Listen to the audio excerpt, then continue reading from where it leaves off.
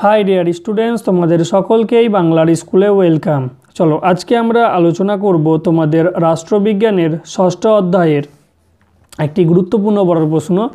सेटा होच्छे द्विकक्ष विशिष्ट आईनसभार पक्षे ओ विपक्षे जुक्ति दाओ। देखो भूमिका, द्विकक्ष विशिष्ट आईनसभार अर्थ हलो दुटी कक्ष निये गठित आईनसभा।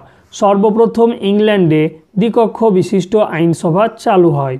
भारतेर क्षेत्रे उच्च कक्ष के राज्यसभा एवं निम्न कक्ष के लोकसभा बला हय। ताहले द्विकक्ष विशिष्ट आईनसभा कि आमरा सेटा भूमिकाते आलोचना करलाम। एरपरे आमरा आलोचना करब द्विकक्ष विशिष्ट आईनसभार पक्षे जुक्ति। देखो एक नम्बर होच्छे स्वैराचारिता रोध। द्वितीय कक्षेर उपस्थिति प्रथम कक्षेर स्वैरतार प्रतिरोध करे एवं व्यक्ति स्वाधीनता रक्षा करे। कारण एकटी कक्षेर हाथे क्षमतार केंद्रीभवन होले ता स्वैराचारी हये उठते पारे। ताहले आमादेर देशे आईन तैरी करते होले जे कोनो कक्षे दुटो कक्षे आईन के पास होते हबे। आमरा देखेछि लोकसभाय जे जारा सरकार गठन करे ताराई मेनलि कि करे जे कोनो आईन निये आसे एबं सेई आईनटा जोदि कोनो माने खाराप उद्देश्य हय सेटा किन्तु उच्च कक्षे गिये आटके जाए। अनेक समय अनेक बिल पास हय ना। ताहले एई क्षेत्रे आमरा स्वैराचारिताके कि करते पारी, रोध करते पारी, बंद करते पारी। नेक्स्ट, ज्ञानी गुणीदेर प्रतिनिधित्व। देखो द्विकक्ष विशिष्ट आईनसभाय देशेर ज्ञानीगुली मानुषदेर प्रतिनिधित्वेर सुयोग देওয়া হয়। এই कक्षे साहित्य, क्रीड़ा, संगीत, विज्ञान, समाजसेवा प्रभृति क्षेत्रेर प्रतिनिधित्व देखा যায়।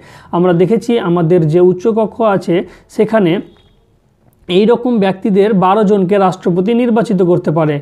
যারা কনসেপ্ট ভিডিও দেখোনি তাদেরকে বারবার বলবো আগে কনসেপ্ট ভিডিও দেখো, তারপরে এসএকিউ এমসিকিউ দেখো, তাহলে বড় প্রশ্ন মুখস্থ করা খুব ইজি লাগবে এবং সহজ হবে।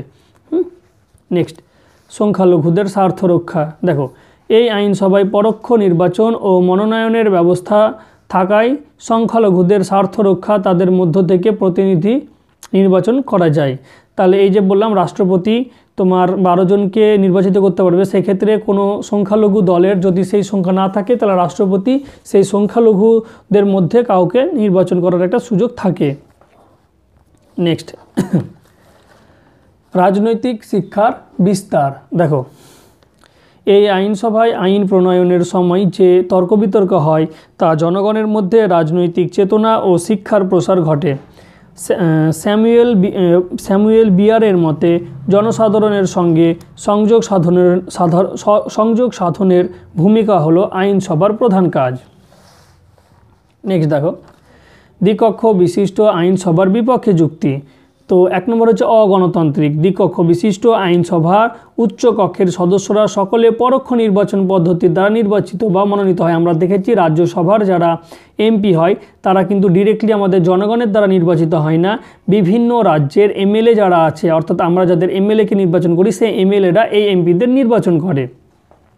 কিভাবে করে না করে সেটা আমরা কনসেপ্ট ভিডিওতে তোমাদের আলোচনা করেছি।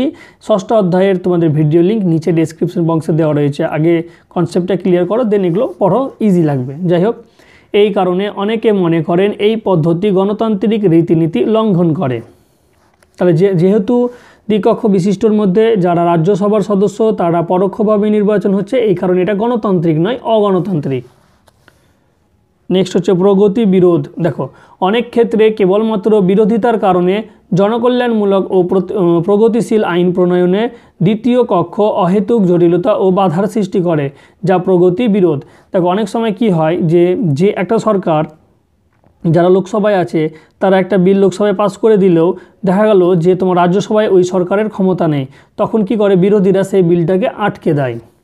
সেটা যদি দেশের পক্ষে ভালো হয় তবুও আটকে দেয়। হ্যাঁ, জাস্ট বিরোধীদের কাজ কি বিরোধিতা করা সরকারের, কিন্তু সব জিনিসেই কিন্তু বিরোধিতা করা ঠিক নয়। যে সব জিনিস আমাদের দেশকে এগিয়ে নিয়ে যাবে সেক্ষেত্রে আমাদের সরকারকে কিন্তু এবং বিরোধী পক্ষকে উভয়কে এগিয়ে আসতে হবে। নেক্সট, সময়ের অপচয় ও ব্যয়বহুল। দেখো এই আইনসভা থাকলে রাষ্ট্রের কোষাগার থেকে প্রচুর অর্থ ব্যয় হয়। এছাড়া উচ্চকক্ষ কোনো আইনকে দীর্ঘকাল আটকে রাখলে সময়ের অপচয় হয়। নেক্সট, জরুরি সময়ে আইন প্রণয়নে অহেতুক বিলম্ব ঘটে। দেখো দ্বিকক্ষ বিশিষ্ট আইনসভায় আইন প্রণয়নে দুটি কক্ষের ভূমিকা থাকায় জরুরি প্রয়োজনে দ্রুত আইন প্রণয়ন করা সম্ভব হয় না। লাস্ট প্রশ্ন, উপসংহার নিয়ে আমরা আলোচনা করব। দেখো কি উপসংহার, পরিশেষে বলা যায় যে দ্বিকক্ষ বিশিষ্ট আইনসভার উপযোগিতা নিয়ে বহু আলোচনা সমালোচনা হলেও বহু দেশের এইরূপ আইনসভাকে উচ্ছেদ করা হয়নি, বড়জোর তা সংস্কার করা হয়েছে। তো আশা করি তোমরা নোটটি বুঝতে পেরেছো এবং তোমরা বাংলার স্কুলকে লাইক, শেয়ার এবং সাবস্ক্রাইব করে সাপোর্ট করতে থাকবে। চলো দেখা হবে তোমাদের সঙ্গে নেক্সট ক্লাসে। Thank you. জয় হিন্দ।